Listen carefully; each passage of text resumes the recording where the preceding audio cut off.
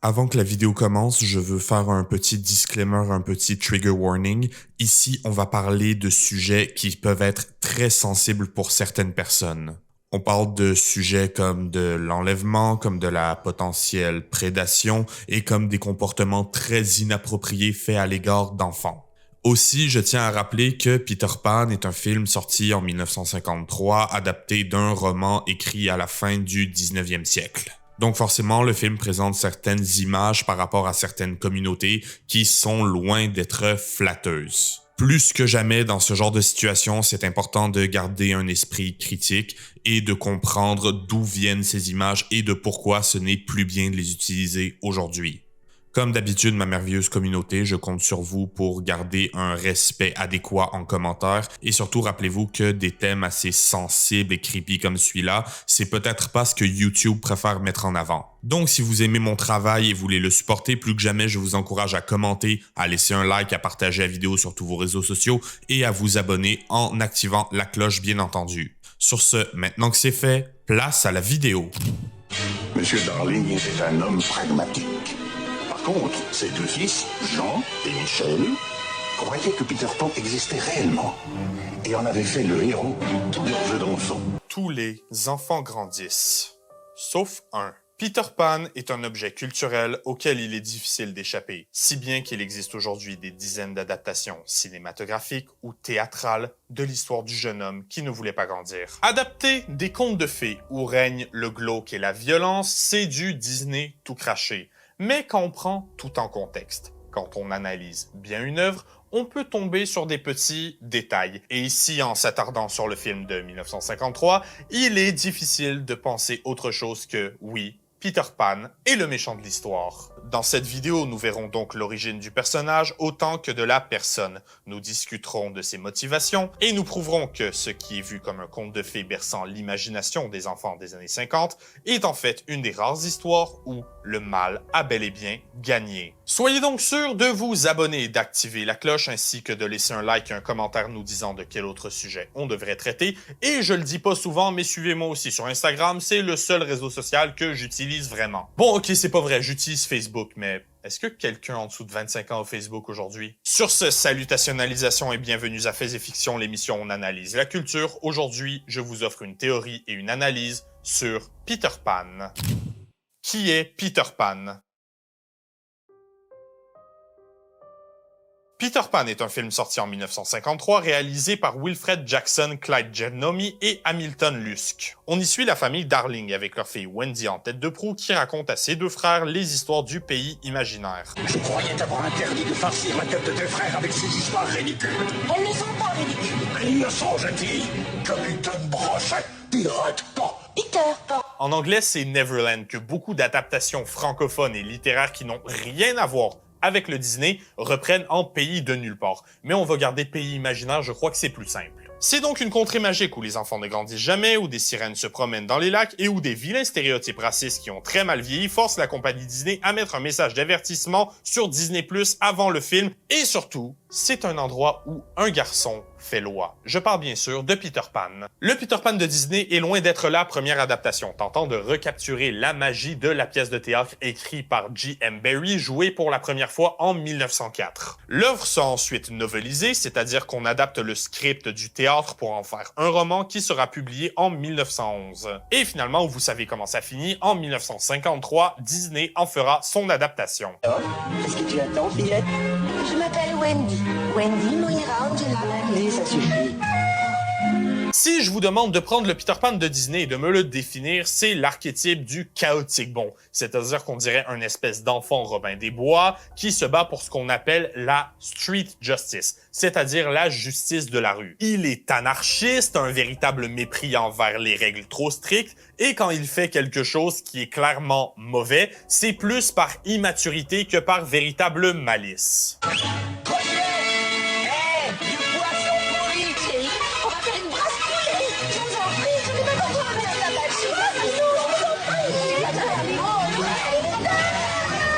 Si Si dans le film, Peter c'est un enfant chaotique mais juste qui semble défendre les enfants perdus contre le méchant Capitaine Crochet depuis environ 20 ans, les théories sombres se multiplient sur ce film. Forcément, Disney oblige, l'histoire de base de Peter Pan, c'est pas des câlins et des bisous, c'est une histoire horrible où règne la terreur, mais surtout qui a un lien particulier avec la mort. Et une théorie par rapport au pourquoi du comment tourne autour de J.M. Barrie, son auteur. Barrie, il avait 7 frères et sœurs, et malheureusement, c'est en 1967 qu'il va perdre son grand frère David juste avant son 14e anniversaire. David Barrie va mourir dans un accident de patin sur glace où il va tomber et se fracturer le crâne sur la glace. L'histoire se rappelle que David, c'était le préféré de la mère de Barrie, de toute la fratrie, et que elle et sa sœur ont trouvé le confort dans la mort de David en sachant qu'au moins il resterait un jeune enfant pour toujours. C'est de se dire que Barrie se serait inspiré pour créer le personnage de Peter Pan, un jeune enfant innocent qui ne grandira jamais, mais qui tourne bien autour du concept de la mort. Fast forward jusqu'en 1898, J.M. Barrie va rencontrer John et George Davis, des enfants de 4 et 5 ans, dans le parc Kensington Garden. Il va devenir très bons amis avec leurs parents, rencontrer leurs autres enfants, Peter, Michael et Nico,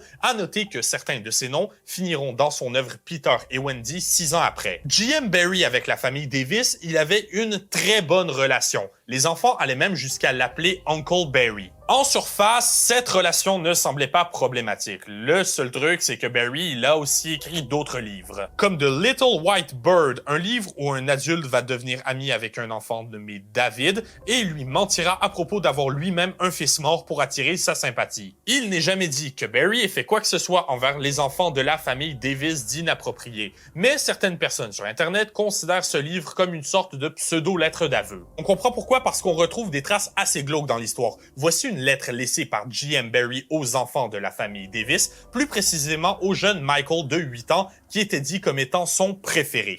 Cher Michael, je souhaiterais être avec toi et tes chandelles. Tu peux penser à moi comme une de tes chandelles. Celle qui brûle intensément, celle qui est graisseuse et pliée au milieu. Mais dépêche-toi, je suis la chandelle de Michael. Ici, je passe intentionnellement quelques détails un tout petit peu racistes, c'était une autre époque, et on arrive à la fin avec « Cher Michael, je t'apprécie énormément, mais ne le dis à personne. » Vous l'aurez compris, J.M. Barrie, c'est quelqu'un qui semblait avoir une fascination pour la jeunesse, plus précisément pour les jeunes garçons. Une fascination assez glauque, assez inappropriée et qui avait l'air de passer certaines limites. Même si en fait c'est scindé en deux camps. Certains pensent que J.M. Barrie il avait simplement un intérêt pour les jeunes garçons totalement platonique, qui n'avait rien d'inapproprié en raison de ce qu'il a vécu quand il était jeune, et d'autres n'hésitent pas à l'accuser de vous savez quoi. Surtout quand on sait qu'à la mort des Davis, c'est J.M. Barrie qui élèvera les enfants, certains affirmant même qu'il aurait trafiqué le testament des parents pour pouvoir devenir leur gardien légal. Par contre, je dois quand même mentionner quelque chose qui a fait de bien J.M. Barrie. À sa mort en 1937, il a laissé les droits du copyright à un hôpital pour enfants pour Peter Pan. Hôpital pour enfants qui, financièrement, aujourd'hui, il en bénéficie encore. Et ça, c'est quand même quelque chose de très positif. Bref, pour tout ça, moi, je peux pas prétendre savoir la vérité sur J.M. Barrie. Et même si je le savais, je ne suis en aucun cas qualifié pour l'interpréter de quelque façon que ce soit. Mais le fait étant que, d'après les traces, il n'aurait eu aucun comportement inapproprié envers ses enfants. Même si moi, tout ça, j'appelle ça des red flags, comme le fait d'être une chandelle tordue, je veux même pas savoir si c'est une métaphore pourquoi. Et le pire, c'est que je vous ai passé certains détails dont je suis sûr à 100% de ne pas pouvoir vous parler ici. Si vous êtes quelqu'un qui a une curiosité très glauque, Google est votre ami, moi, je pense à autre chose. Mais tout ça, ce sont des éléments qui ont inspiré une des théories les plus célèbres sur l'œuvre Peter Pan, celle où Peter est en fait un maniaque totalement sociopathe et où le gentil de l'histoire est en fait plus ambigu que l'on pourrait penser. Peter Pan est-il un méchant? Reprenons donc narrativement la suite d'événements qui amènent la famille Darling au pays imaginaire. Peter attend que les parents Darling sortent de la maison pour venir chercher les enfants et les convaincre d'embarquer avec lui dans une aventure vers sa maison en pleine nuit. Non, non, je ne viens pas. Suis-moi. Où est-ce qu'on va? Au pays imaginaire. Déjà, ça, c'est un red flag comme il s'en fait plus de nos jours. Mais surtout, est-ce que vous vous rappelez ce que Peter Pan faisait ce soir-là dans la chambre des enfants? Son but premier, ça avait pas l'air d'être de les amener avec lui. Il était venu récupérer son ombre volé par Nana, le chien de la famille, lors d'une visite précédente. Si oui, d'une certaine façon, ça peut impliquer qu'il n'avait pas vraiment d'intérêt envers les enfants avant qu'ils ne le remarquent, ce que ça implique surtout, c'est que c'est pas la première fois que Peter Pan vient rôder dans la maison des Darling. Même dans le livre, tu apprends que Peter Pan, il écoutait souvent les histoires que maman Darling racontait à ses enfants avant l'heure du coucher. Comment est-ce que Nana t'a volé ton ombre, Peter? En sautant sur moi. L'autre nuit à la fenêtre. Qu'est-ce que tu faisais à la fenêtre? J'ai voulu écouter les histoires. Mes histoires? Mais tu en es le héros? Bien sûr, c'est pour ça que je les aime. Je les raconte aux garçons perdus. Vous l'aurez compris, il est possible que Peter Pan ait rôdé autour de la maison de ses 3 enfants depuis des années. Ça, c'est sans parler du fait que Peter, il manipule littéralement Wendy à venir au pays imaginaire pour devenir une maman pour les garçons perdus, et je parle même pas de sa réaction quand elle veut partir de ce pays. Oh, Wendy, c'est tout ce que tu as à me dire? Tout le monde trouve que je suis merveilleux. Et jusque dans sa mise en scène, ça se voit, regardez-moi ce visage horrible, t'appelles ça un visage bienveillant? Non, moi je ne pense pas. Allô? Oui, allô, c'est ton enfance à l'appareil. Mon enfance? Ouais, c'est pour te dire que c'est plus possible, je suis mort. Bref, tout ça, ça implique que c'est pas la première fois que Peter Pan il a des comportements à risque. C'est pas la première fois qu'il rôde autour de la maison des Darling, il les espionne littéralement, et surtout, Nana, le chien de garde de la famille, le considère assez dangereux pour l'attaquer physiquement. Et vous savez quoi? Ce chien est la raison. Une fois au pays imaginaire, on rencontre les Garçons Perdus, une bande de jeunes enfants qui vivent avec Peter. Il les fait combattre les intrus, les pirates et entre en conflit avec les natifs du pays imaginaire. Bref, pas exactement ce que ferait un gardien responsable. Mais son arch-némésis à Pan, c'est le capitaine James Hook, un pirate que l'on connaît sous le nom de Capitaine Crochet. Il dirige un vaisseau pirate avec son bras droit, Monsieur Mouche, et ironie voulant, Crochet, il lui manque une main qu'il a remplacée, vous l'aurez deviné, par un crochet. Ici, vraiment, vous n'avez jamais entendu parler de Peter Pan, vous vous demandez peut-être comment Crochet a perdu sa main.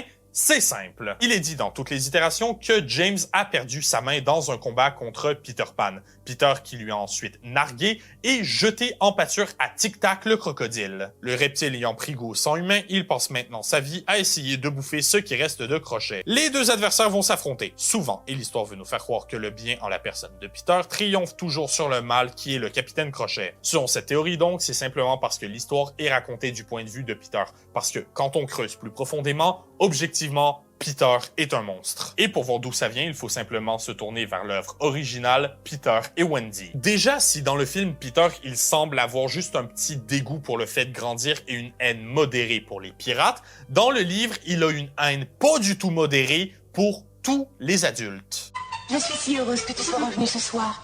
J'aurais pu ne jamais te rencontrer. Pourquoi? Parce que je dois commencer à grandir demain. À grandir? Laissez-moi vous lire un petit passage de l'œuvre originale. Il était tellement plein de fureur contre les adultes qui, comme d'habitude, gâchaient tout le plaisir, que à la seconde où il regagnait son arbre, il respirait intensément des bouffées rapides, à rythme de 5 par seconde. Il faisait cela parce qu'il est dit qu'au pays imaginaire, chaque fois que vous respirez, un adulte meurt. Et Peter les tuait de manière vindicative, aussi rapide qu'il en était capable. Le fait de respirer pour tuer des adultes, que ce soit vrai et ou une manière efficace de procéder, c'est débattable. Mais le fait étant que ça prouve que Peter, il est prêt à tuer. Et tuer, il le fait. Souvent. Mais bon, comme le passage le dit lui-même, respirer pour tuer des adultes, c'est peut-être qu'une métaphore, blablabla, d'accord. Ça enlève pas le reste. Et le reste, il y en a beaucoup. Autant dans le livre qu'à la pièce de théâtre, les pirates, Peter, il les tue sans réel remords. Et c'est pas juste par légitime défense. Dans le livre, tu as un passage où Peter et les garçons perdus trouvent un pirate qui dort dans son hamac et ils décident simplement de le tuer. John, qui décidément accepte très vite l'idée de tuer le pirate, demande à Peter qu'est-ce qui se passe si le pirate se réveille. Ce à quoi Peter va répondre « Tu ne penses pas que je le tuerai pendant qu'il dort, je le réveillerai et ensuite je le tuerai. C'est comme ça que je fais les choses à chaque fois. » Prouvant définitivement que quand il en a l'occasion, Peter, il tue des pirates, non pas pour se défendre, mais simplement parce qu'il le peut. Et me dites pas que je suranalyse la chose, parce que après, John, il demande à Peter s'il tue beaucoup de pirates, ce à quoi Peter répond d'un ton platonique, des tonnes. En fait, Peter Pan, c'est Carl dans Llama with Hats. Je lisais un truc. Continue. Ce gars est entré. Je me suis approché de lui D'accord. et je l'ai poignardé en quelque sorte 37 fois dans la poitrine, je crois. Carl, ça s'appelle un meurtre, ça. Non, tu veux dire que poignarder des gens, ça s'appelle un meurtre? Les garçons perdus.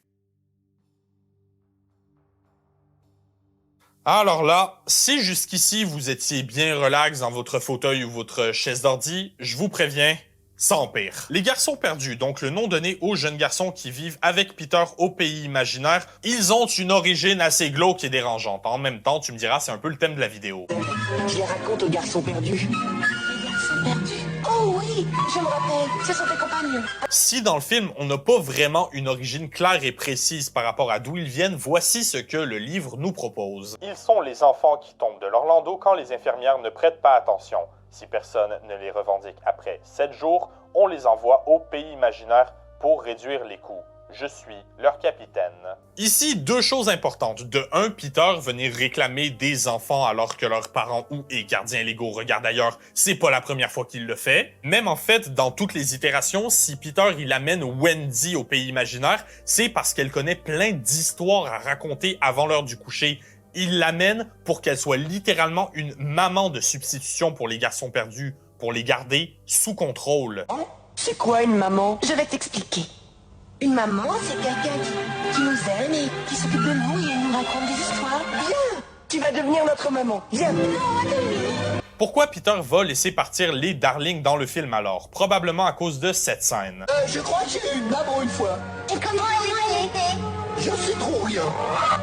J'avais une souris blanche. Oh, ça, une maman. Les garçons perdus commencent à se rappeler de leur vie d'avant, de leur maman. Probablement ce qui vient menacer cette espèce de mini-dictature instaurée par Pan. De 2, ça dit quand même que les garçons perdus sont amenés très jeunes au pays imaginaire. Certains peuvent être même des bébés naissants. Mais aussi, un autre passage nous apprend que les garçons perdus sont tous des jeunes ayant perdu leurs parents dans le parc de Kensington Garden. Si vous vous rappelez bien Kensington Garden, c'est le parc où J.M. Barrie a fait connaissance des enfants Davis. C'était pas assez glauque comme ça. On peut donc imaginer que Peter, pour approcher les enfants perdus un petit peu plus vieux, c'est la même technique qu'il a utilisée sur les Darling. Attendre que les parents et ou gardiens légaux regardent ailleurs et les convainquant de les amener au pays imaginaire. Et il fait ça dans un parc public, moi j'appelle ça de la prédation. Sachant donc que ces enfants, ils ont l'air d'avoir au moins 4 ans dans l'histoire, ça implique quelque chose. Les enfants perdus, ils peuvent grandir. Et quand ils deviennent trop grands, vous pensez qu'il arrive quoi? C'est dans le 5e chapitre du livre qu'il faut nous tourner pour obtenir une réponse. Le nombre de garçons présents sur l'île varie, bien entendu, en nombre, s'ils se font tuer ou quoi que ce soit. Et quand ils semblent avoir grandi, ce qui est contraire aux règles, Peter les supprime. Mais à ce moment, il y en avait 6, en comptant les jumeaux comme 2, prétendant de se coucher ici, entre les cannes de sucre et les regardant en file indienne, chacun une dague à la main. Ici, on va avoir beaucoup de choses sur quoi s'attarder, et croyez-le ou non, le fait de tuer des enfants, c'est pas le seul red flag. Et j'utilise cette expression beaucoup moi aujourd'hui. Red flag. De 1, quand un garçon perdu atteint un certain âge, Peter va simplement le prendre à part pour le tuer. Et d'autres passages du livre nous font présumer qu'il peut le faire simplement pour réduire les rangs ou si l'envie l'en prend. De 2, Peter, dans un passage plus haut, il dit qu'il n'adopte que des garçons parce que, je cite, les jeunes filles sont beaucoup trop malignes. C'est une merveilleuse bonne d'enfant. Quoi qu'en pense mon père? Les filles sont trop bavardes. Ah oui, les filles sont trop... Ça implique que Peter, il est bel et bien au courant de ce qu'il est en train de faire. Il va aller prendre pour cible des enfants pas super brillants avec un sens moral encore indéterminé. Pourquoi? Parce que rappelez-vous de la fin du passage. Mais à ce moment, il y en avait 6, en comptant les jumeaux comme 2, prétendant de se coucher ici, entre les cannes de sucre et les regardant en file indienne, chacun une dague à la main. En file indienne avec des dagues, les enfants perdus aident Peter Pan à combattre les pirates. Il s'est construit une mini-armée d'enfants soldats. Il se définit même comme leur capitaine. Ce que Peter Pan a réussi à faire, c'est simplement de se bâtir son mini-commando avec lui qui lui obéissent au doigt et à l'œil, ne sachant pas que Pan est prêt à les exécuter quand il va en éprouver l'envie. Bien. Ah, je peux dire que je suis fier de vous, tas de crétins.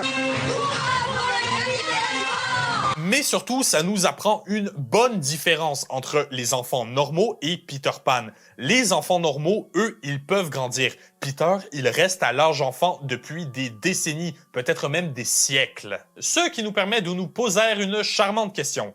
Qu'est-ce qui arrive si un enfant perdu grandit et réussit à survivre? Crochet, le survivant. Et si le capitaine Crochet était un ancien garçon perdu qui a réussi à s'échapper? Vous ne verrez plus jamais le conte de Peter Pan de la même manière. On a beaucoup d'indices quant à cette théorie. Quand on interroge Peter par rapport au capitaine du Jolly Rogers dans les livres, il répond d'un ton sec « Crochet ». Mais le fait étant que le narrateur y appuie très fortement sur ce mot, sur le fait que Peter le déteste. Et c'est une des rares fois où tu vois du vrai désagrément chez Pan. Quand on mentionne le capitaine Crochet dans les livres, Peter, il devient beaucoup plus froid et distant. Pourquoi? Sûrement par colère, parce qu'il se sent trahi par un de ses anciens garçons perdus. Ensuite, on sait que dans les livres, Peter, il ne nourrit pas les garçons perdus tous les jours. Des fois, il fait juste leur servir de la fausse bouffe et ils doivent utiliser leur imagination comme dans Hook.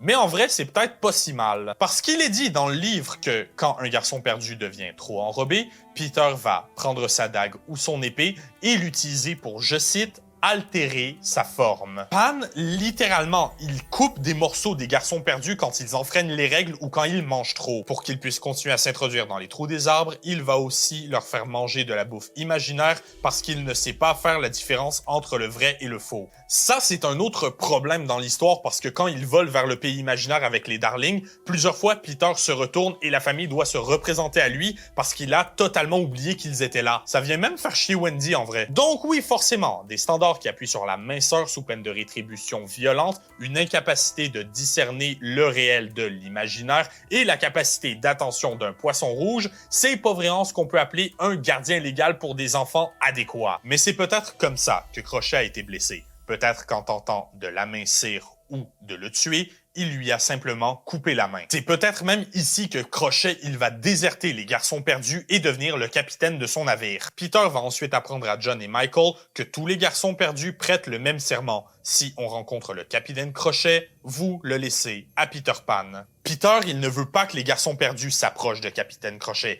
Et peu importe les raisons, tu peux voir ça comme quelque chose de glauque. On pourrait argumenter que c'est parce que Pan, il sait à quel point Crochet, c'est un homme dangereux. Ce dont je doute fort parce qu'on le sait bien, Peter, il en a rien à battre des garçons perdus ou de leur sécurité. S'il en perd un, on voit que c'est quand même très facile d'aller en chercher un autre à Londres. Soit parce qu'il veut se venger du Capitaine Crochet qui l'a abandonné, peut-être même que c'est la raison pourquoi Pan déteste les adultes. Soit, et voici ma théorie préférée, et si Pan essayait d'empêcher Crochet de s'approcher des garçons perdus, non pas par orgueil ou par colère, mais parce qu'il connaît ses véritables intentions. Regardez l'équipage de Crochet, ce sont des adultes, et ces adultes, certains d'entre eux, on sait leur véritable nom. Par exemple, on a Bill Jukes. Bill, c'est le diminutif de William, prénom d'origine allemande. Black Murphy, Murphy qui est un nom d'origine irlandaise. Un autre pirate s'appelle Turk, nom de famille d'origine britannique. Et on a Damien Salt, Damien ayant une origine grecque et Salt tirant de multiples origines de milieux anglophones. Ce que je veux dire, c'est que la plupart des membres de l'équipage de Crochet, ils semblent avoir des origines au moins européennes, versus le pays imaginaire où les seuls natifs sont inspirés de la culture autochtone de l'Amérique. Il est donc correct d'au moins se poser la question comment ces pirates sont arrivés en contact avec le capitaine Crochet et comment ils ont intégré leur équipage, parce qu'ils sont clairement pas natifs du pays imaginaire. Et si tous les membres de l'équipage du capitaine Crochet n'étaient en fait que des anciens enfants perdus qu'il a réussi à sauver des griffes de Peter Pan. Et on a un autre indice à la fin. À la fin du récit, le père des enfants réalise qu'il a été trop dur avec sa fille et ils se réconcilient. C'est une de ces scènes classiques en fiction où enfants et parents doivent se rencontrer au milieu et où il faut réaliser que faire ce qui est bien pour votre enfant, c'est pas toujours de lui faire plaisir. Georges, je suis si heureuse que tu aies changé d'avis à propos de Wendy. Après tout, ce n'est encore qu'une enfant. Voyons, Marie, tu sais bien que je ne parlais pas sérieusement. Je suis prête à grandir.